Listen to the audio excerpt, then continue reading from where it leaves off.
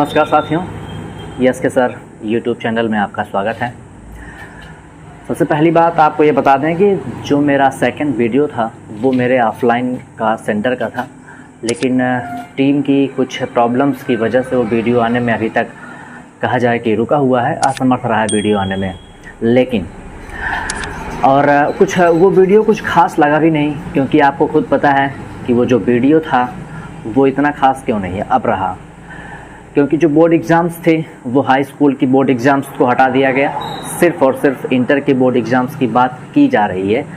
तो इतना ख़ास मुझे लगा नहीं जिसे वो लाना ज़रूरी है।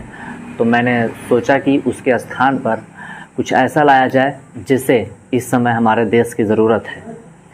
तो इस समय हमारे देश की ज़रूरतों में सबसे पहली बात आपको पता है कोविड-19 की चल रही है। और मैं आपको ये बता दूं कि कोविड-19 के इस एरा में हमारे पास बहुत से अफवाहें आ रहे हैं और पूरा फोकस आज जो हमारा रहेगा वो दो बीच में रहेगा कि आप ये समझ जाएंगे कि कम से कम कोविड के विरुद्ध जो अफवाह फैलाए जा रहे हैं वो सही हैं या गलत हैं, और अगर गलत हैं तो क्यों हैं, अगर सही हैं तो कैसे हैं। मैं आपको पूरा प्रूफ के साथ सब कुछ देने के लिए तैयार हूँ। लेकिन हाँ, कुछ ऐसी भी गलतियाँ हैं जिसे हमारे देश को एक बार संभालना चाहिए, बताना भी चाहिए सही तरीके से उसके बारे में। सबसे पहली बात, आपको पता है कि कोविड-19 अब एक पेंडेमिक है जिसमें WHO हमें खासकर हमारे लिए, भारत के लिए दो वर्ड देता है। पहला वर्ड ये है कि पेंडेमिक, जो आपको पता ही है पेंडेमिक का मतलब क्या होता है, और अगर नहीं पता होगा भी जस्ट इसके बाद बताया जा रहा है कि पेंडेमिक का मतलब कब कोई भी बीमारी कब पेंडेमिक का रूप लेती है वो आपको अभी हम बता रहे हैं। लेकिन अब आप ये समझेंगे कि हाँ, जो हमारा कोरोना वायरस है वो अब एक पेंडेमिक है। उसके बाद इन्फोडेमिक, ये भी WHO का ही वर्ड है। इन्फोडेमिक का मतलब गलत सूचनाओं का प्रसार, गलत सूचनाओं का फैलना इन्फोडेमिक कहलाता है। और भारत में गलत सूचनाओं का जो प्रसार है वो बहुत आम बात है। आपको पता ही है कि भारत में गलत सूचनाओं का एक भंडार पड़ा हुआ है जिसे लोग अभी भी मानते हैं। कुछ ऐसे एग्जाम्पल्स जो देने के लिए कुछ सही बातों को बताना ज़रूरी है। तो कम से कम कोई भी गलत सूचना आप किसी तक ना फैलाएं। मेन आज का जो वीडियो रहेगा वो अफवाहों के बारे में ही रहेगा, जिसे आप किसी भी व्यक्ति को कम से कम कोरोना के बारे में गलत सूचना को ना फैलाएं, क्योंकि हमारे देश की स्थिति आज उस कंडीशन में नहीं है कि हम सही और गलत को समझें। और आपको पता है भारत की स्थिति किस कंडीशन में है। तो कम से कम कोई भी व्यक्ति अगर इन्फोडेमिक का शिकार है तो कम से कम वो इन्फोडेमिक के शिकार में ना रहे, गलत सूचनाओं को किसी के द्वारा अपने द्वारा किसी को बताए भी ना, और कम से कम सोशल मीडिया पर जाने से रोकें, क्योंकि आपका एक व्यक्ति का रोकना सोशल मीडिया के लिए बहुत ज़रूरी है। क्योंकि सोशल मीडिया से हमारे यहाँ जितने तेज़ कोरोना नहीं फैला उससे ज़्यादा तेज़ गलत सूचनाओं का प्रसार हुआ है। तो मैं चाहता हूँ कि कम से कम किसी भी व्यक्ति के द्वारा अब से गलत सूचनाओं को ना फैलाया जाए, गलत सूचनाएं किसी व्यक्ति के द्वारा ना दी जाएं किसी और व्यक्ति को, जिससे देश के इस क्रिटिकल कंडीशन में लड़ा जा सके। और सबसे पहली बात, आपको ये बात तो खुद पता होनी चाहिए कि आज जिस कंडीशन में भारत है वो हमारे इतिहास का सबसे बुरा दौर है। इतना ख़राब इतिहास भारत के लिए कभी रहा नहीं है। तो कम से कम उस इतिहास को ध्यान देते हुए आप समझिए और गलत सूचनाओं को रोकने का पूरा प्रयास ज़रूर कीजिए। सबसे पहली बात, पेंडेमिक है तो पता ही हो गया। इन्फोडेमिक का मतलब गलत सूचनाओं को किसी को ना दिया जाए। हाँ, निगेटिविटी क्या है लोगों में, अफवाहें क्या है, वो आज आपको मैं बताना चाहूँगा कि ऐसी कौन कौन सी अफवाहें हैं जो फैलाई जा रही हैं भारतीयों के लिए, भारत में। क्योंकि अफवाह तो हमारे यहाँ एक बड़ा प्रसिद्ध अफवाह है। तो अगर कोई भी बिल्ली किसी के रास्ते को क्रॉस कर देती है तो लोग कहते हैं कि आगे जब तक कोई अन्य व्यक्ति ना क्रॉस कर दे नहीं जाना चाहिए, एक्सीडेंट हो जाता है। ऐसी बहुत सी अफवाहें हैं जो आपको खुद पता होगी, मुझे बताने की ज़रूरत नहीं है। उन्हीं अफवाहों में से आज कोरोना के लिए कुछ अफवाहों को दिया गया है। ये जो हमारे ये गुरु रहते हैं, गुरु का मतलब ये कहा जाए कि जो क्या बोलते हैं इसे, व्हाट्सएप, फेसबुक, इंस्टाग्राम वाले, ये लोग पता नहीं कहाँ से ऐसे ऐसे अफवाहों को खोज लेते हैं जिन्हें हम कभी सोच ही नहीं सकते। तो उन्हीं अफवाहों को सबसे पहले बताने का प्रयास करेंगे। जैसे सबसे पहली अफवाह है ये, पिछले साल की अफवाह रही है कि गर्मियों में कोरोना वायरस नहीं फैलता।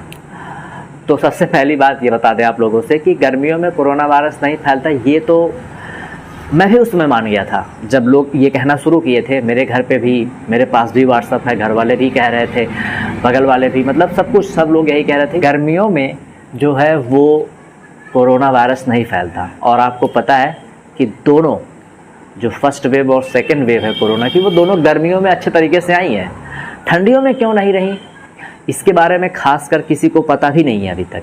हमारे देश में फर्स्ट वेव इतना कंट्रोल में क्यों रहा, ये हमारे देशवासियों को ही नहीं पता है, डॉक्टर्स साइंस वालों को भी नहीं पता है कि इतने कंट्रोल में भारत में क्यों रहा, इतनी अधिक जनसंख्या रहने के बावजूद। और मुझे लगता है कि कुछ ये भी रहा है कि जो केंद्र सरकार लॉकडाउन्स लगाई थी पूरे भारत में एक साथ, उसका बड़ा असर रहा है हमारे देश पर, जिससे कि फर्स्ट वेव जो थी वो फैलने में नाकाम रही थी।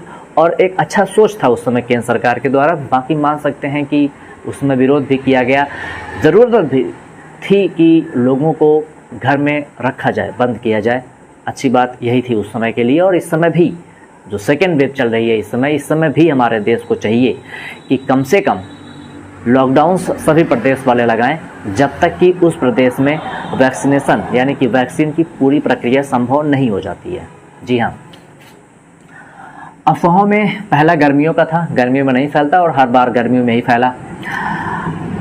ये कहा जाए तो सेकंड अफवाह नहीं कह सकते इसको, हम ये कह सकते हैं कि ये बाबा रामदेव के जो चेले हैं वो इन बातों पे ज़्यादा विश्वास कर रहे हैं। ठीक है, मैं एक प्रकार से मान सकता हूँ कि कोरोना को भगाने के लिए, हटाने के लिए हमें चाहिए इम्यूनिटी, जो ये सब दे सकते हैं। लेमन है और कुछ लोग प्याज भी कह रहे हैं, चाय कह रहे हैं, काढ़ा कह रहे हैं और भी बहुत कुछ, जिससे इम्यूनिटी को बढ़ाई जा सकती है। लेकिन हम कभी ये गलती ना करें कि हम इन सब को प्रयोग करके कोरोना से बच सकते हैं। बाबा रामदेव की तरह कोरोनिल बनाकर हम ये ना कह दें कि हमारे पास कोरोना की दवा आ गई है। कोरोनिल है, ठीक है, इम्यूनिटी आपकी, कोरोनिल है, इम्यूनिटी आपकी बढ़ाएगी, ठीक है, मैं इस बात का विश्वास करता हूँ। लेकिन कम से कम इन बातों को दवा के रूप में कहना, कोरोना को भगा देगा, ये सब कहना गलत बातें हैं। लोगों तक गलत बातों का प्रसार ना करें। हाँ, इम्यूनिटी आपकी बढ़ा सकती हैं ये सब पदार्थ हैं, ये सब चीज़ें, तो कम से कम इम्यूनिटी को बढ़ाने वाली चीज़ों या पदार्थों को बाबा रामदेव की तरह आप कोरोना की दवा में उसको शामिल ना करें। अगली बात, इंडियन पीपुल लिखने का मतलब क्या है मेरा। सबसे पहली बात आज आपको ये बता दें कि ये इंडियन पीपुल लिखने का मतलब क्या है। भारतीय लोग एक अलग किस्म के टाइप लोग होते हैं, जैसे आपको खुद पता होगा, हम भारतीय हैं मतलब हमें कोरोना हो जाएगा, एक अलग प्रकार का जो एटीट्यूड है वो ना रहे। कोरोना सबको हो जाएगा लेकिन प्रभाव उसी के ऊपर आएगा जो उसके लायक, यानी कि जिसके पास इम्यूनिटी सिस्टम कम होंगे, यानी कि जिसके पास कोरोना वायरस से लड़ने की क्षमता नहीं होगी, वही लोग मारे जा सकते हैं। अब इसके बाद सबसे पहली बात, ये भारतीय लोगों में क्या चल रहा है। ये गलत अफवाहें हैं कि हम भारतीय हैं, हमारे यहाँ, जैसे इसके पहले कहा गया था कि भारत में कोरोना नहीं आ सकता क्योंकि यहाँ की इम्यूनिटी सिस्टम बहुत हाई लेवल की है। फर्स्ट वेव की बात बता रहे हैं, सेकेंड वेव आया, सबको चपेट में लिया और सबकी हालत ख़राब कर दी। उस हिसाब से आप अब क्या कहेंगे। भारतीय लोगों में ऐसी कोई बात नहीं है, भारतीय लोगों में सबको हो सकता है। अब तो बच्चों के पास भी वेरिएंट्स आने लगे हैं, बच्चों के संक्रमण की खबर हमारे पास आने लगी है। अधिक बच्चे संक्रमित हो रहे हैं। सब एक प्रकार से ये कहा जाए कि पूरे भारतीय लोग संक्रमण की इस बीमारी में जूझ रहे हैं। तो कम से कम इस बात पर विश्वास ना करें कि भारतीयों की इम्यूनिटी सिस्टम बहुत तेज है। और कुछ लोग ऐसे मिले मुझे जो लोग कहें कि आप सर मैथ पढ़ाते हैं, क्या सर हर बात आप प्रूफ करके दिखाते हैं कि हाँ ये सही है, वो सही है, ये सही है, ये ऐसे हुआ, ये भी आप प्रूफ करके दिखाइए कि कोरोना वायरस है। अब आप खुद सोचिए कि मैं उनको इस बात के कैसे एहसास करवा दूं कि कोरोना वायरस को दिखाया नहीं जा सकता। जिसको होता भी है वो लोग भी इस बात को प्रूफ नहीं कर सकते, सिर्फ निकल लेते हैं आराम से। अच्छी बात यह है कि कम से कम ऐसी कंडीशन हमारे पास नहीं है कि हम प्रूफ करें और आपके लिए एनिमेशन वीडियोस बनाएं। और कम से कम किसी भी व्यक्ति को मैं चाहता हूं कि तब विश्वास होगा जब उसे हो जाएगा, तो उससे पहले कम से कम विश्वास आप करें, जिससे कम से कम इन बातों को किसी के सामने व्यक्त ना करें आप। आगे कुछ लोग ये कह रहे हैं कि जो ये ड्रग कंपनियां हैं, दवाओं की कंपनियां और जो हमारी सरकार है, इनके बीच में एक सामंजस्य बना हुआ है अरबपतियों के बीच में, या फिर आप कह सकते हैं जो बड़े बड़े व्यापारी हैं, बिजनेसमैन हैं, उनके बीच में एक सामंजस्य रखा गया है कि आप हमारे दवाओं को बिकवाएंगे, उसके बदले में जो कुछ भी समझ में आए कि जो सरकार और दवाओं के बीच का कॉम्बिनेशन बना के गलत बातों को फैलाया जा रहा है वो गलत है। सही बातों को जो फैलाइए आप वो सही लगता है। जैसे कि आप ये कह दें कि सरकार और दवा कंपनियां मिलके जो कोवैक्सीन, कोरोनिल का उपयोग कर रही हैं या फिर उनका उत्पादन कर रही हैं, वो सब ठीक है। आप ये कहें कि ड्रग कंपनियों की साजिश है और ड्रग कंपनियां सरकार से मिलकर अपनी दवाओं को बेचना चाहती हैं, तो ये गलत बात है।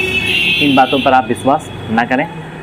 और हाँ, सबसे खास अगर मैं ये कहूँ कि आज तक का सबसे खतरनाक, जिस पे मुझे भी विश्वास था, उसके लिए मैं बड़ा रिसर्च किया, बहुत सोचा, बहुत लोगों से पूछा, और कम से कम ऐसे लोगों से ज़रूर पूछा जो लोग इसे जानने के लायक थे।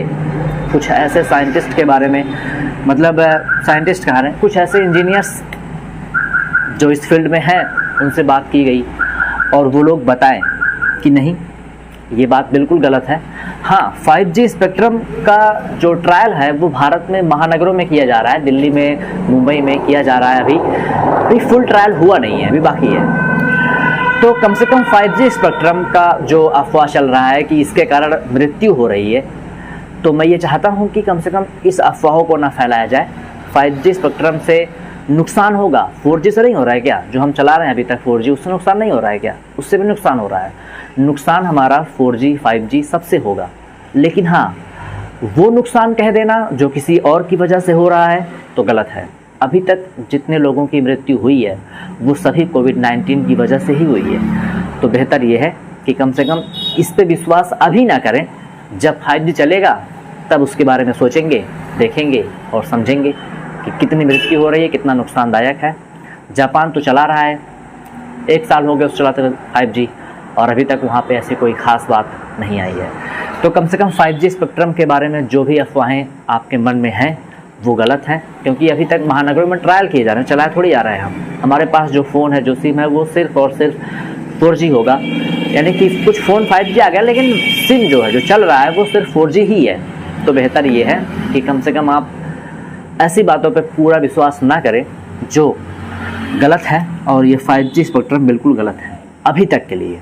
आगे का क्या होगा, जब आएगा तो बताया जाएगा फिर से आपको। यानी कि कम से कम अफवाहों का इस पिटारे में जो कुछ भी समझ में आ रहा है वो आप ध्यान ना दें। और हाँ, अगर आपके पास कोई और ऐसी बात है जो आपको लग रही है कि सही है कि गलत है, अफवाह है कि नहीं है, तो आप जो नीचे चल रहा है व्हाट्सएप नंबर, इस पे व्हाट्सएप कर सकते हैं, और इसके बाद जो आपका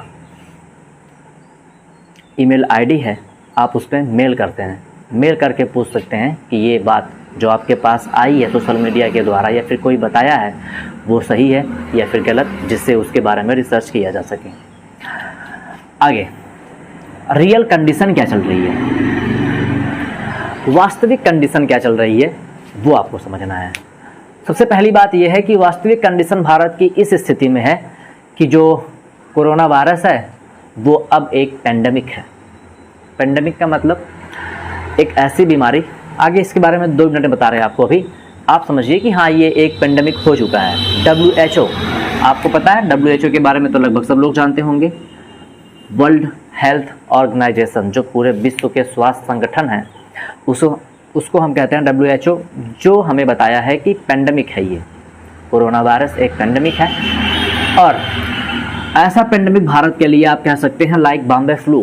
कहने का मतलब ये हुआ कि जैसा आज से लगभग 100 साल पहले बॉम्बे फ्लू भारत में आया था, स्पेनिश फ्लू, जिसे भारत में बॉम्बे फ्लू नाम दिया गया था, वो आपका लाइक बॉम्बे फ्लू है। उस समय भारत में लगभग आप कह सकते हैं कि 2 करोड़ जनसंख्या मारी गई थी उस बॉम्बे फ्लू के कारण, और बॉम्बे फ्लू के कारण लगभग 2 करोड़ कहा जाए तो उस समय के हिसाब से 6% जनसंख्या थी। अब आप खुद समझिए कि उस समय के हिसाब से जो जनसंख्या 6% मारी गई थी, इस समय के हिसाब से कम 6% हो जाएगा 8 करोड़ के हिसाब से। तो आप खुद समझ सकते हैं कि अगर इतनी मृत्यु हुई तो भारत की हाल क्या होगी। मृत्यु के बारे में कुछ अफवाहें हैं तो उसे भी बताने का पूरा प्रयास किया जाएगा आगे, लेकिन हाँ, सबसे पहले ये बातें जो अभी तक आपको बताई गई अफवाहों में ये लिस्ट और कंडीशन भारत की ये है कि पेंडेमिक उस अवस्था में पहुंच चुका है कि लगभग 100 साल पहले जितनी मृत्यु हुई थी उसके कंडीशन के हिसाब से लगभग 8 करोड़ मौतें उसके रीजन से हो सकती हैं। जिस बात का एक मोटा मोटा खाका मेरे पास तो है नहीं कुछ, लेकिन ये मैं कह सकता हूँ कि इस कंडीशन में भारत कोरोना वायरस के रूप में भारत में आ चुका है। कम से कम सावधान रहने की ज़रूरत है।